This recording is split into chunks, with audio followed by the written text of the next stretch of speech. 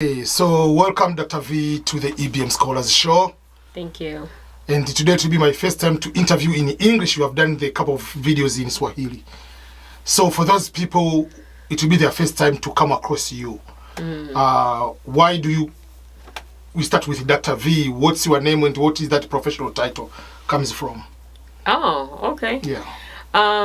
Thank you so much, Mr. Ernest, for having me on your show. And this is my first time also, interviewing with EBM scholars. But yeah, so a little bit about myself. My name is Veronica, or Dr. Veronica. I am a wealth strategist, here in financial services, here in the US, and also we have partners in Canada. But my title is actually coming from a background in nursing practice. I used to be a doctor in nursing, or rather, I do have a doctorate in nursing practice, but I am also a board certified nurse practitioner.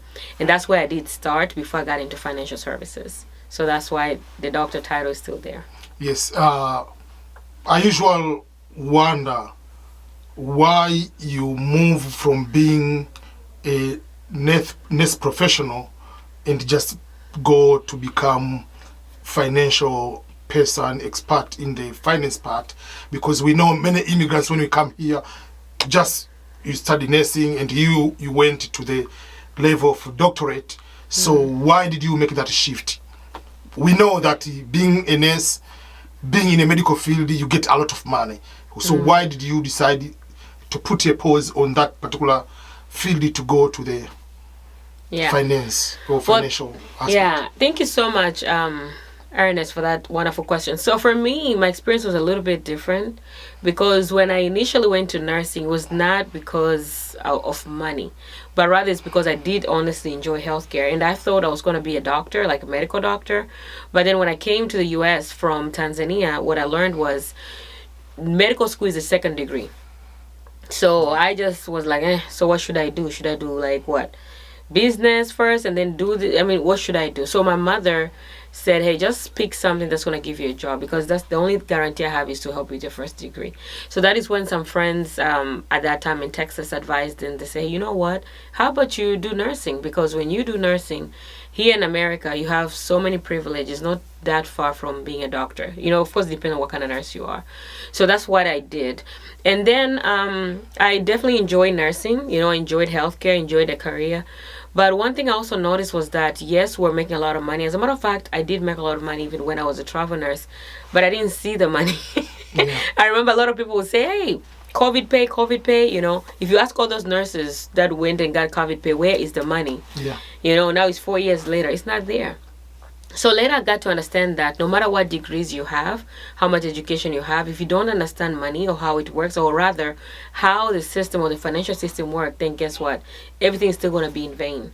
So that's when I decided, when I got into financial services, that it was rather to learn about money and how I could manage my own money. And then one thing led to the other, and I'm here today. How many years have you been in the US? Oh, I'm in the US 15 going on 16 years now. And when you came to the United States for the first time, what was your main priority? Because usually I tell people the priority, no matter what you have, obviously most of the time we are looking about immigration status, but for me usually is to make the decision, where are you going to retire? Whether you are going to retire in Africa or you are going to retire in America, if you come to America, whether in Canada or Europe. That decision, if you say I want to retire in America, it means your responsibility is to learn more about the financial system, about the retirement system, about everything about your children, your grandchildren, and money making, and just overall how retirement system works here. So when you came here for the first time, what were your priority in terms of, are you coming to stay here for good, or you are planning to come here and then you go back to Tanzania? Yes. Well, that's a very good question. Ernest, I came here very young.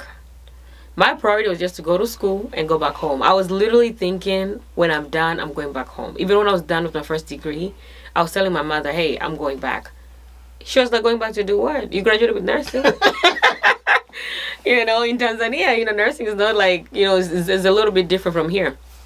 So long story short, she was like, no, how about you work here for a little bit, gain some experience, decide if you're going to go back to school or not, and then you make a decision if you want to go to Tanzania. I was like, sure. So I stayed, and then one thing led to another, and of course I didn't go. But one thing that I'm definitely going to tell everybody, when you come to foreign land, like here, it's definitely very good to understand how the system works. And also the key thing is you need to understand what you want. You have to know what you want. Ernest, I feel like most of us do not know what we want. Because you'd say yes, you come here, maybe a little older, you'd stay maybe the first few years trying to like make sure your paperwork is okay and stuff like that to guarantee you a job and stuff like that. But even with people that come here with, let's say, green card already, how many of those people would say that they're living the lifestyle they want? You see? So it narrows down to being very solid and asking yourself deep, being very honest as well. What do you want? What I've learned is most of us don't know what we want. So that's the first step, Ernest. For you, if you look back, the new person arrives today. Maybe he's a green card lottery winner. Maybe someone comes to do doctorate or master's or bachelor degree, community college, or someone gets work visa. But no matter what, you just arrive here in America. What will be the first thing to tell someone to think about in the first month? What to start thinking about as far as the life in America is concerned? Oh wow, that's actually a very broad question.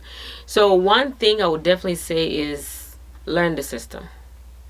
Don't just come here and do things because other people are telling you to do it, but rather understand the system for yourself. Because I will tell you, Ernest, the first 2 years you're here in America, you can blame the person that accepted you into the US. You can say, hey, they told me I need to do nursing. They told me I need to be an engineer. They told me I just need to work at Walmart. They told me I need to do XYZ. But after 2 years, oh, it's your responsibility. You cannot blame your failures or, if your success is not where you want it to be on the person that gave you an opportunity to come here, or on a person who, let's say, was your host, when you initially come here. So the biggest advice I would really give anybody who comes into the US, you have to learn the system, understand the system for yourself, and then make sure you're taking advantage of the system. At what time after being in the US you came to know, like, man, I've wasted my time, I wish I could know about the money system, about this financial situation? Like, what happened to you until you came to realize? Because I believe it's not the first day you arrived here and you know about, okay, this type of plan, I can use this one for my retirement. At what time, or what happened to you to think about, okay, this is not right, I have to find a way to beat the system in a good way? Right. So for me, I always knew there was an issue. I just did not have a solution when I came. Because my first problem was, I remember that night, I needed a toothpaste and toothbrush. I was in college. Somebody gave me a ride from college to Walmart. I went, and when I bought that toothpaste, and I think it was supposed to be $3. When I went to the cashier, they say it's not $3, like almost $4. I was like, But what? the price is this one. I'm like, hold on. But the shelf, then they said, no, but the tax. I'm like, but why would you mean taxes? So they were like, Veronica, that's how it is here. So to me, that was a flag. Number one, I was like, okay, I got to understand something here. And then as we were shopping, I would always have my budget. I used to say each time I go to shopping, like for the month, it cannot be more than $100. 3 years later, I'm like, how come I spend the same $100 but I get less things? Like, I don't finish my shopping, like groceries. So I also knew there was an issue there. I was like, why do they keep increasing prices?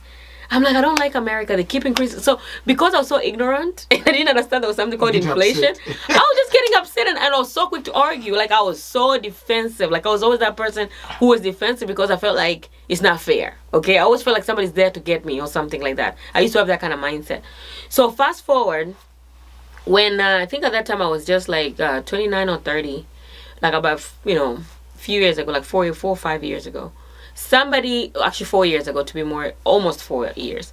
So at that time, like, somehow I had this mindset switch of where I felt like, if I don't understand something about this system here, it's either I go back home or I need to figure out something. So I was very committed into understanding more on how investments work and how taxes work and how real estate work.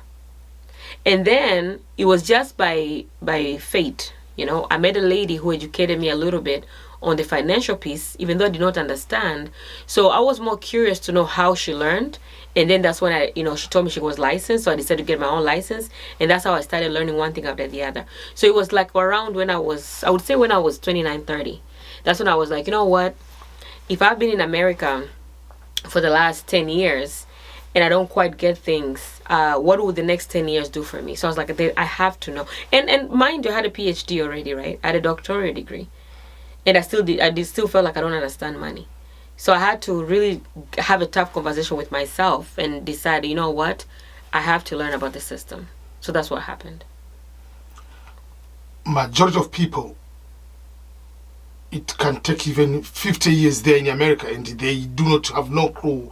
The time to retire, when they go to see how much money they have, that's they come to realize that they made a big mistake, and at that time you have not. I mean, nothing can do because you already retired. So I'm glad you were able, after 10 years, to know, and now you are helping other people not to do the mistake to wait for 10 years. That means you are arriving here. The first, second year, you have to take the action on these kind of things. Right. Yeah, and what I'm going to do, I know you are doing some consultation, which the first consultation is free, right?